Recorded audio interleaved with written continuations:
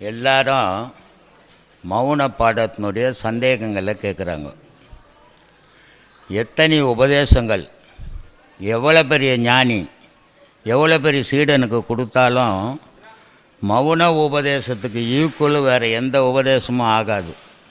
ஏன்னா மௌன உபதேசம் என்றது ஒரு மந்திர உபதேசம். அந்த மந்திர உபதேசத்துக்கு ஈக்குவல் வேறு உபதேசமே கிடையாது.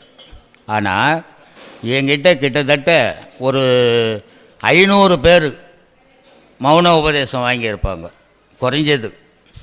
ஆனால் இந்த உபதேசம் வாங்கிறதால ஒரு பயனும் கிடையாது. உபதேசம் நான் ஒரு குருக்கிட்ட வாங்கிட்டேன், நான் பெரிய மகான் ஆகிட்டேன்னா ஆகவே முடியாது எவனுமே. ஆனால் அந்த மந்திர உபதேசம் அப்படின்ற மௌன உபதேசத்தை கரெக்டாக ஒவ்வொருத்தரும் அன்னாடம் அவன் மௌனத்தில் இருக்க முடியாது. ஏன்னா இந்த வேகமான காலத்தில் அவன் வாழ்க்கையும் தேடி ஆகணும். வாரத்தில் ஒரு நாள் காலையில் 6 மணிலேருந்து நைட்டு 8 மணி வரைக்கும் ஒரு நாள் மௌனத்தில் வாரத்தில் இருந்தான்னா மாதத்துக்கு 4 நாள் ஆகுது. இந்த 4 மந்திரம் உபதேசம் மௌனம் இது 4 பிறவியே உன்னை தவிர்த்துரும், பிறக்காமல் தவிர்க்கும். அருணகிரிநாதருக்கு ஞானம்னா என்னன்னே தெரியாது. அவர் தற்கொலை பண்ணிக்கிறாரு. ஏன்னா அவருடைய செயல் வேறு மாதிரி போய் கெட்டு குட்டிச்சவராய் இனி உயிரோடு வாழக்கூடாது நம்மன்ட்டு திருவண்ணாமலையிலேருந்து அவர் விழுந்து செத்து போயிடணுன்னு சாகரத்துக்கு விழறார். விழும்போது முருகன் கையில் பிடிச்சி இறாப்பா அப்படின்றார். என்னை ஏன் காப்பாற்றின? எத்தனையோ பிறவி எடுத்து செய்ய வேண்டிய பாவத்தை நான் இந்த ஒரு பிறவிலேயே செய்துட்டேன், நான் உயிரோடு வாழக்கூடாது, சாகணும் அப்படின்றாரு. நீ சாகாத, சும்மா இறான்றார். இந்த சும்மா இதுன்னு சொல்லிட்டு போயிட்டார் அவர். 12 வருஷம் வார்த்தை வரல அவருக்கு, பேச்சு வரல அவருக்கு. 12 வருஷம் நிஷ்டையிலேயே உட்காந்துங்கிறார். 13ஆவது வருஷம் வரார். இவர் அவரை பார்த்த உடனே பேச்சு வரல, அழதான் வருது. அப்போ இவர் அழுகுறார். நாக்கை நீட்டு பிரணவத்தை எழுதுகிறார் முருகப்பெருமான். எழுதும்போது அவர் பேச ஆரம்பிக்கிறார். பாடு என்னை பற்றி அப்படின்ட்டார். ஐயா, உன்னை பாடாதவனே இல்லையே, நான் என்ன புதுசாக பாட போகிறேன், எனக்கு என்ன பாட தெரியும் அப்படின்னா புகழ் பாடுன்றார். அந்த புகழ் பாடுன்னு அவர் சொன்ன வார்த்தை 16,000 பாட்டு பாடினார் அவர். இந்த 16,000 பாட்டுக்கும் அவருக்கும் சம்பந்தமே கிடையாது. ஏன்னா அவர் இருந்த செயல் அந்த மாதிரி. அந்த 12 வருஷம் உட்கார்ந்தவனுடைய பவர் கிடச்சிது அதில், ஞானம் இல்லையா? ஒட்டக்கூத்தன்னு ஒருத்தன் எல்லார் காதையும் அட்டு விட்டுருவான் அவங்ககிட்ட தோத்தா.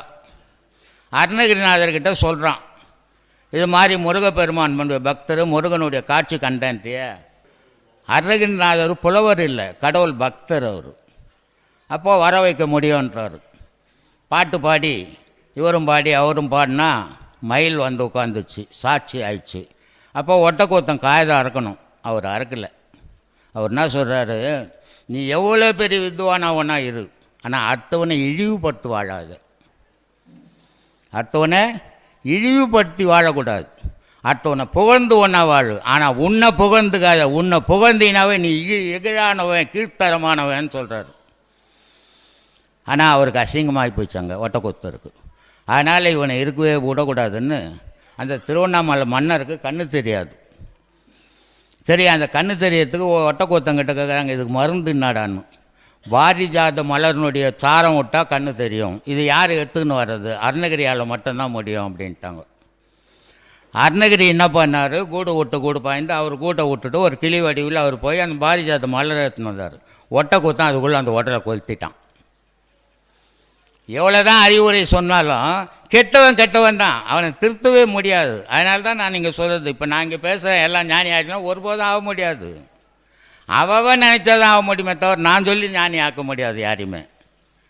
நான் சொல்லி ஞானி ஆக்காத இருந்தால் வந்த ஞானியெல்லாம் ஊரில் இருக்கிறவெல்லாம் ஞானி ஆக்கிட்டு போயிருப்பான், யாராலையும் முடியாது. நான் எக்காரணத்தை கொண்டும் ஞானத்தில் பொய் சொல்ல விரும்புறதில்ல. அப்படி நான் பேசுகிறது உனக்கு பிடிக்காமல் இருக்கும், அதை பற்றி நான் கவலைப்படுறதும் இல்லை. ஏன் சொல்கிறேன்னா, உலக விஷயத்தில் எதில் ஒன்றா பொய் சொல்லி வாழலாம், கடவுள் விஷயத்தில் பொய் சொன்னேன்னா உலக விஷயத்தில் வர பாவத்தை விட அதிகம். இதில் அதனால் தெய்வீகத்தில் போய் சொல்லி பொழப்பு நடத்தக்கூடாது.